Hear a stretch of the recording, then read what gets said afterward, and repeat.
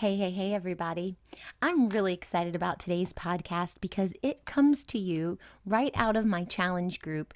And I took a bunch of questions that people had asked me and I compiled them for today's podcast. And today's podcast is called How Can I Draw My Clients In Consistently? And I have compiled 3 or 4 questions from my audience that are all around this topic. And it's such a helpful topic, really powerful for you in your marketing. So stick around. You're listening to Marketing Tips with Meliss podcast.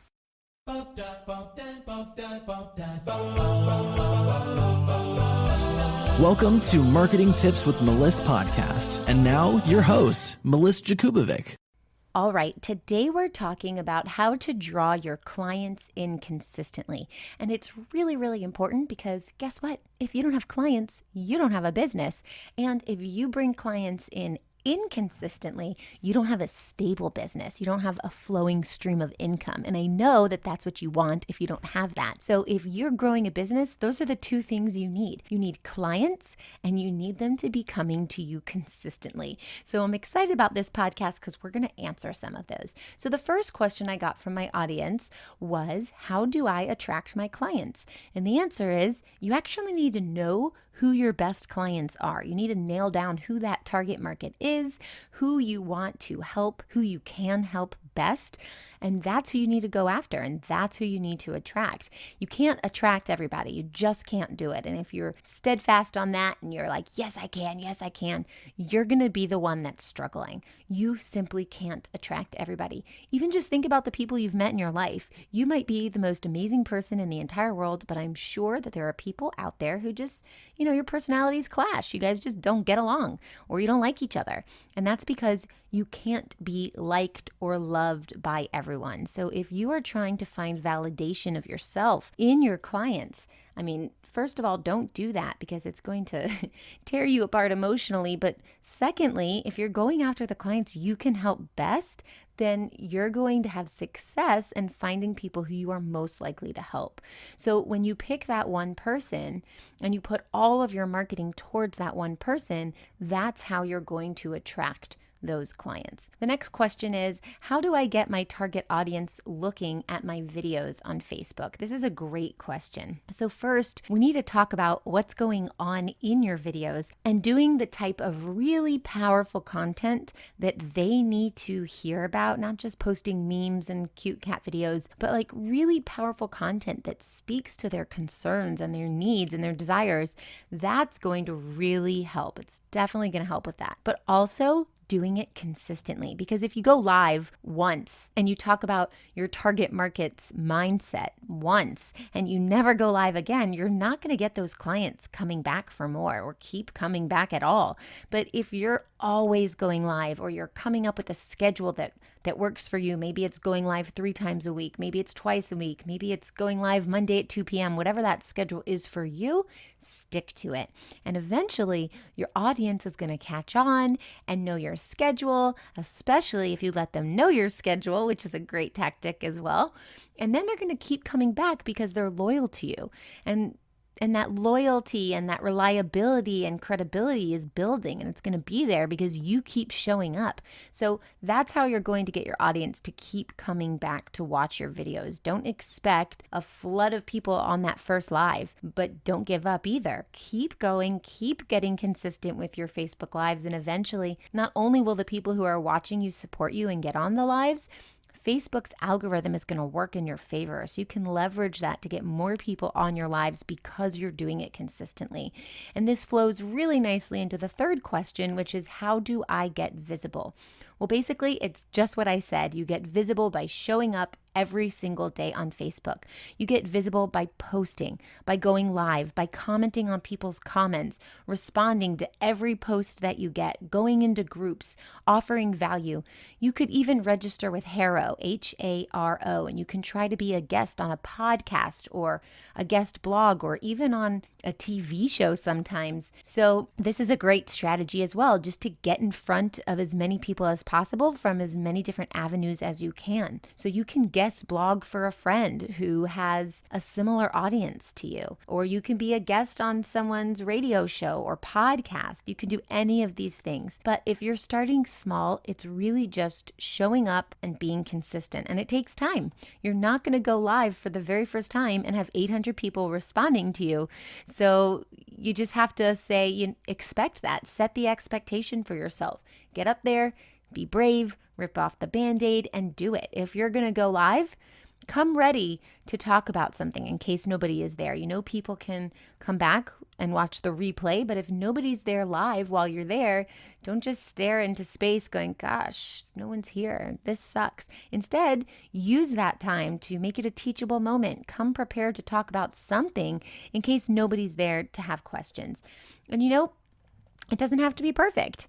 I'm a perfectionist. I'm a recovering perfectionist, but I'm still a perfectionist. So I guess that means I'm still recovering. But done is better than perfect. And there are so many things that I've produced over the years and I have put out.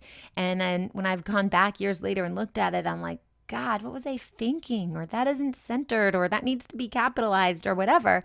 And it actually drives me nuts. But you know what? That value is there. I put it out there for people to consume, and it has brought me business over time. The information is out there. My target market is getting it.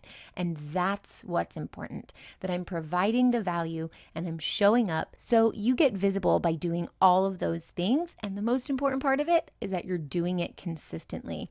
And, there's lots of people who have made courses and videos and they've worked so hard and then never put out their stuff. I actually had a course that I spent months creating content for and then never actually used it all. And I hear this a lot with the people that I help. This happened to a client recently of mine as well. So if you've made all of this content and then chickened out to use it, let it go. Who cares? The more real you are is direct correlation to how well you connect with your audience. So if you show up live and your hair's messed up or you just rolled out of bed or whatever, that's okay, because there are people who are watching who are like, oh my gosh, she's just like me. Her hair's a mess too.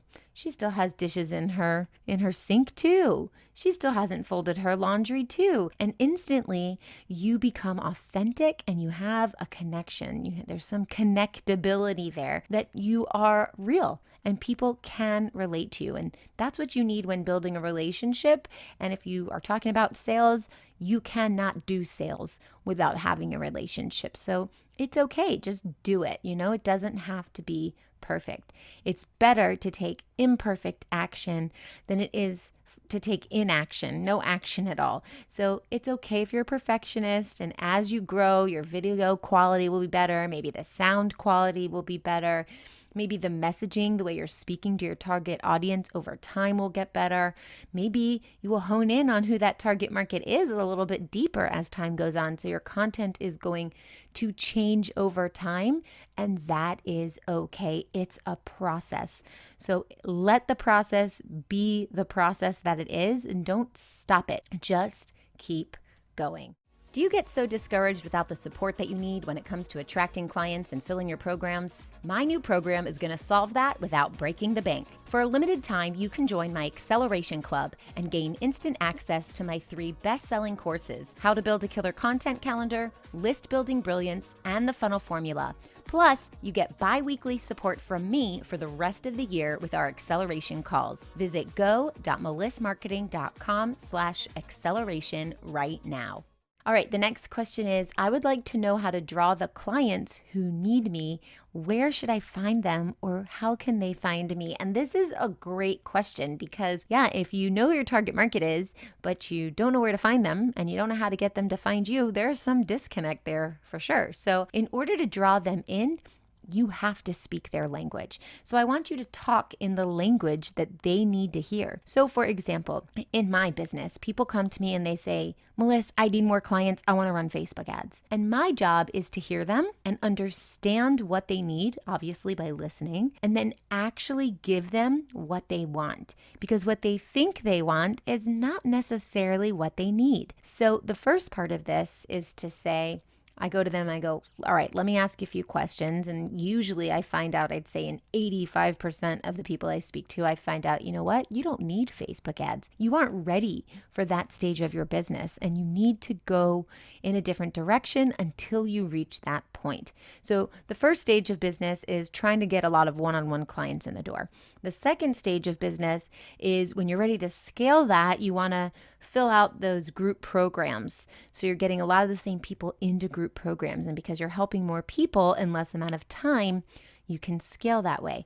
And once your group programs start filling up and they're always full and they're always booked out and you want to scale again, that's when you go into stage 3, which is your Facebook ads. And you can take the money that you're making from your group courses and consistently put it into the Facebook ads engine. If you don't have a consistent amount of thousands of dollars to put into Facebook ads each month, it's just not the right time for you to do Facebook ads. It's not going to work for you. You're going to be throwing money away. So my job is to educate people on this process and these stages of their business so they can see where they fit in, and then we can scale their business accordingly. So when people come to me and they say, oh, I need more clients, I need to run Facebook ads, what I hear them say is that they need more traction, they need more traffic, they need more sales calls, they need to make more sales. And I need to tell them, all right, you don't need Facebook ads. What you need is to draw in your clients this way or that way, depending on what stage of business they're in. So what you need to do is draw your clients in by listening to what they say they want or need. And then you, as the expert, you need to convert that in your brain into what they really need. And you have to speak their language. So for example, if you're an energy healer, there's a lot of energy healing lingo that you might use. But if your target market is a beginner, someone who has not really experienced energy healing before, they're not going to know what any of those energy healing words are and that terminology, and therefore they're not going to connect with you. So for example, when I say you need more traffic, traffic is a marketing term. My people, you guys, you may know or may not know what traffic is. And if you do, it's because you've been in my social media world for a while. Maybe you've listened to my podcasts for a while. Maybe you've taken some courses or programs with me and you've heard me use the word traffic. But generally speaking, a beginner level person who's never taken a marketing class before is not necessarily going to know what the word traffic is. So I'm not going to use the word traffic in my marketing. I'll use the word traffic when I'm speaking to other marketers. But when I'm speaking to you guys, for example, I'm going to say, oh, you want more clients. You want more calls. You want more sales. You want to fill your programs. So the way that you're going to draw the clients in is by using the language that they understand. And you're also going to have to convert what they think they need and what they say they need into what they really need. And then, of course, I'm sure you recognize the theme, being consistent and posting these things on your wall. It's going to be really helpful. And then how do you find them? You go into these groups that have to do with a topic that you help with, right? Maybe it's health, or maybe it's wealth, or maybe it's energy. And you start conversations with people and you qualify them during the conversation to see if they are the type of person that you want in your world. You get to decide who comes into your world and who doesn't. That is the power of the unfriend button or even the friend request button. So you get to decide. All right. The last question for today's podcast is, how do I keep clients coming in consistently? Well, you've got to show up consistently. It's really that simple. Social media builds over time. It's not a get rich quick. So anyone who said they got rich quick is a liar. So just to bring your clients in consistently is to just keep doing what you're doing. Keep reaching out to other people who have new waves of people coming into your social media world every day. You know, you're going to keep reaching out and new people are going to come in. The people who are surrounding you in your social media world today are probably very different from 2 months ago if you're doing this strategy, or from 2 months from now. So constantly bring new waves of people into your social media world every day. And then you don't want to be static. You don't want to plateau, because then you're only serving the people on your page. If you're constantly serving the same people on your page, then your market's getting smaller and smaller as more and more people are like, yeah, I've heard her stuff already. I don't need it. So why are they just sitting there? bring new people in, bring fresh blood into your business all the time. You want to always be bringing in new people. And you could also reach outside of your world to get more people in, like joining a telesummit or being a guest on somebody else's podcast. Like I said earlier, you can register for HARO, which is Help a Reporter Out. Reporters who want to do a TV show or bloggers who want to guest blog are going to pop in there and say, hey, I'm looking for an intuitive healer who can answer these questions or whatever it is. And then you would say, oh, wow, that's neat. I fit that. And you'd answer. Now, the only thing with HARO is you have to respond really quickly. Sometimes you only have 24 hours. But hey, why not try it? It's free. Go in there, respond, and you may be selected. Find out who needs a guest podcast person. Find out who needs a guest blogger. Find out who needs to be interviewed, or if there's a telesummit.